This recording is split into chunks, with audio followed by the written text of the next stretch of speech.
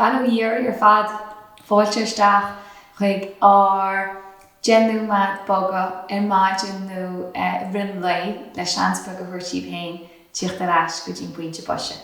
Nuair tá seans agaí, chud ar éidir breach compórteach, agus mata agaí tá fáilteú ba úsáid agus mar bhfuil úsáid spás a bit in é náteach. So tas na muid, boise amach ó de chálainn agus tas na muid a luas go na lábha ó híomh go tíomh. I gan isteach agus amach trídin srón, brú na láidir móra síosan san talla, I cúneam na cromáin amachos de chóir. Cúpa luasc eile mar seo, lán do chud lábha le de húla, agus an sin le de láidir, agus le cagad a chas an luasc go freisin. Ráil an seo, an siúl aisce pa suas nó a bhfuilú síos, féidir chud aird go mácha téin. Sin le cagas na lábha, de chud tíomh na bhla, fead dó, fead hín, iontach fad, tuach mu leis chuig an lár. As seo an isteach chun na lábhas cín de cheann, bergrín do rusta clí agus filamúid I dro an tíomh gheas. An isteach tar leis le an lár, bergrín mar an rusta eile agus lúb dro an tíomh eile. Bacam muid mar seo lenar nonan, ag lúba I droch tíomh láin. Tír order na Gaeilge, agus John éireach gáine de scríle suas I dro de chluasa. Ceann eile cén tro.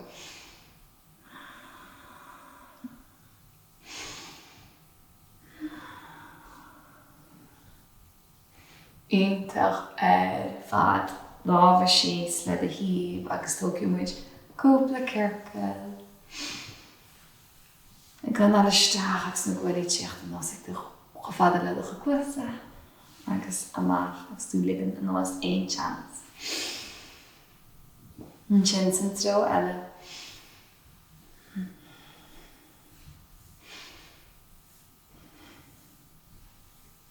Iontach fad.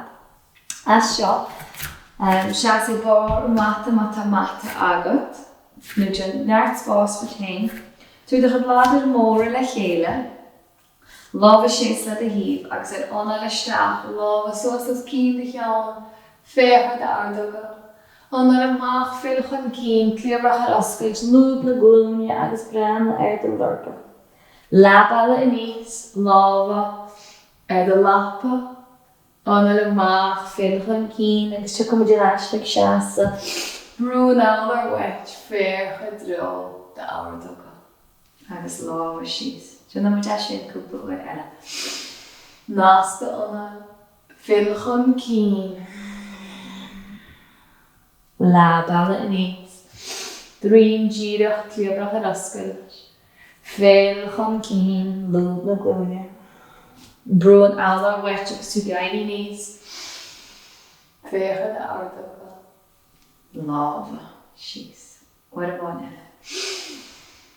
Lábha sotas cín de cheann an isteach féilchan cín, drín díreach, lábala I níos. An uair seo tá cruis cin mór siar le de chuis chlé agus tu cumid isteach an ló loinge bhaigtar seo sa méla. Lábha sotas cín de cheann agus an sin chuir do lábha an glúine tach an tasa. Síos sa gromáin atá ar chóla agus oscail le clíobrach fáisc na slínain I dro a chéile. Tá cúpla anáil an seo agus saola go bhfuil an cromáin atá an tosa an seo ag tíocht I níos chofáda le de osna ísio, so your low ribs. John an spás atá idir an cromáin agus na hosnacha ísio cho beag agus sa sléidir. Clíobrach ar oscailt. an ar isteach an srón agus an maith tríd an srón. Nuair atá tú ré tóg do láimh clé agus chuid an tíbhaiste go chaiste chun tosa. An láimh eile tíbha mo go do glún agus féar háir do bháil in a dro an sílan. Naid an dearmad é anan, rá an seo, an chaiste nach an deire, ládar chu fút agus an glún a chrocha an tala. Tír áir ar a chalim agus cébe cén chuí maithín tean seo. Má tá do glún crochta gur síos ar an tala é. Dálamh síos cén tíoch go chaiste an tosa agus díide an chais. Is féidir lúb deas a bheits an glún an seo. Agus am síne cúil an chais. Lín an bollag le air, féach síos a dródach a ládar. Rá an mór eile seo.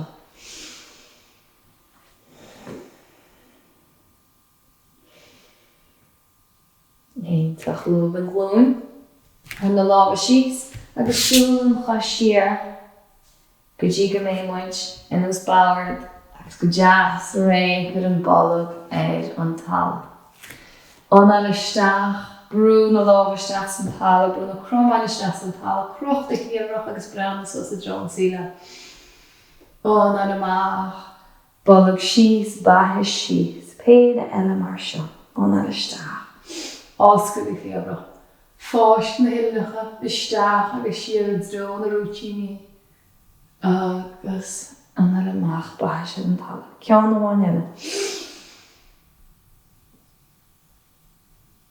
Baithis síos, brú, rí na glúine agus rí na lábha ar ais go dtí an báirt. An chuid de chais clí chun cín an uair seo, lábha suait. Agus an sin chur na lábha ar an lún, brú na lábha isteach an lún oscail i chéadach. Ag síoch go dain isteach sa gromáin tar chúla. Agus smaoine ar an spás sin, bhfuil tú ná an spás sin a leidú.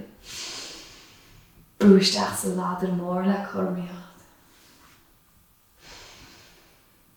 Éintach ar fad, an eile bháin eile seo. Agus an sin. Láimh bháin ar an tala, san láimh eile ar an tíbha mo go do chun. Féach a dro an síle. Rá é ríist, má eile se thu, da chud glún i chrocha an tala. Nasclead an eile seo. Fuoine go dal amach rí ceann, bar de chinn agus do rútín. Ceann amháin eile. Nuair atá tú ré lábha síos agus díad an chaisteach an tosa. Gaeilge is féidir lúb deas a bheits an lún.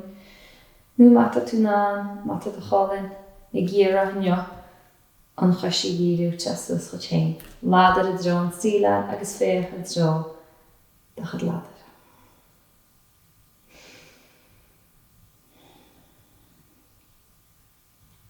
Éintach ar fad lúb an glún chun tosa. Seas siar. Éileann chu isteach agus bollag a dro an álar. Nuair seo chuir man na lábha amach díire chus ar gúr, cos a siar díire. Dún chun mór ó hain agus étas tú. Tá muidir go le crocha bhálairt láimh agus an bhálairt chais. So féchann síos ar an mata, brú do chromáin isteach san tala, crocht a nach bollag gon tala, agus an sin ar an isteach crocht do láimh agus do chais clí. An ar amach lig an nuasiad, agus croch an bhálairt tíomh. So bag le de an seo. An gan ar isteach agus tú crocha agus an mach tú lig an síos. Ceann amháin eile chéan tíomh.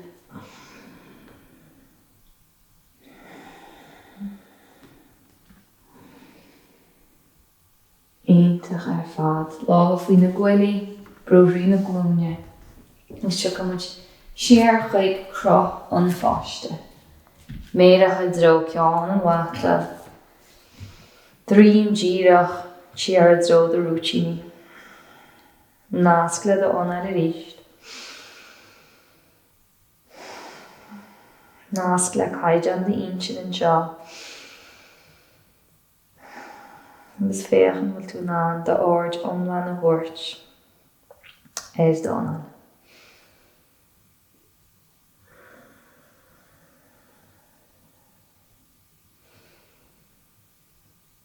Lín íochttar do bhálag agus tú gan isteach agus an sin lig amach.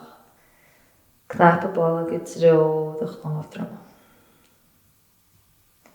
Brú rína glúine ar tatú ré. Seo go muid chuig an báir.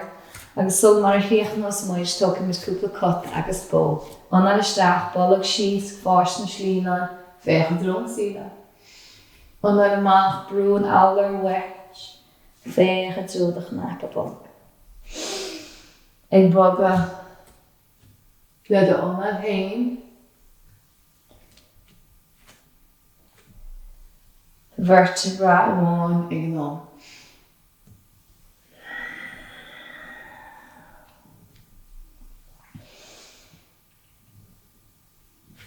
Tucha muid péad eile mar seo.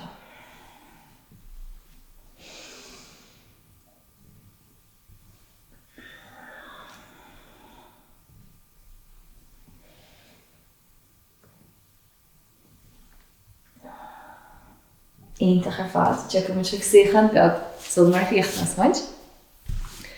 Cud a ghriam le balla, maidin se seathú, nó séir laf, nó dir áhrad. Dún de thuúile, agus tóca muid stecin seo go méisan ceach bhfuil muid tar éis na gníomhanna sin. Tuair airde do anaisteach agus amach trí de rón.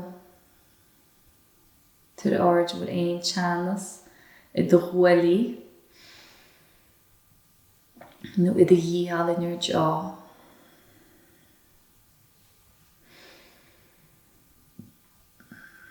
Agus nuair atá tú ré súla dúnse anaisteach muid an srón lábhas as cinn de cheann.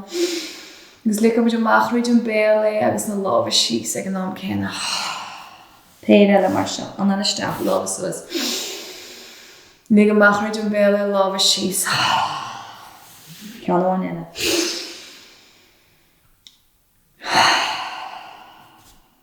Breise le chéile as cúr de gleabhrach. Gach buchas le féin as ach an am seo a bhuirt go féin, boga agus tíach go dtí do bhata nó spás bag a chrathóga féin. Náid an deanmad go do anála gúnaí at, bíoch lá aintach agaí agus feicim sé ríise.